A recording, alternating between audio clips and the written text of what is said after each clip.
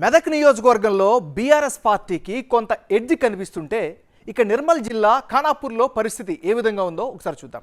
ఇక్కడ పార్టీలు అభ్యర్థుల బలాబలాలు ఏ విధంగా ఉన్నాయి, బిగ్ టీవీ సర్వేలో తేలిందేంటో ఇప్పుడు పరిశీలిద్దాం. అంతకంటే ముందు నిర్మల్ జిల్లా ప్రాశస్త్యం, కడెం ప్రాజెక్టుకు సంబంధించినటువంటి విశేషాలను ఓసారి చూద్దాం.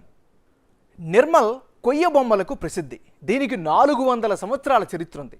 1830వ సంవత్సరంలో చరిత్రకారుడైన ఏనుగుల వీరాస్వామి నిర్మల్ కొయ్య బొమ్మల విశిష్టతను వెల్లడించారు. ఇక కడెం ప్రాజెక్టు విషయానికి వస్తే ఇటీవల గోదావరి మహావరదలతో డేంజర్ బెల్స్ మోగించింది.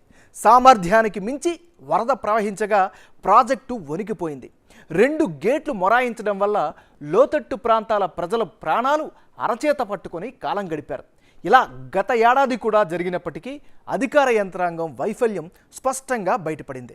అయినప్పటికీ ప్రాజెక్టు చెక్కు చెదరలేదు అంటే ఆనాటి ఇంజనీరింగ్ నైపుణ్యానికి ఈ ప్రాజెక్టు తార్కాణంగా నిలిచింది.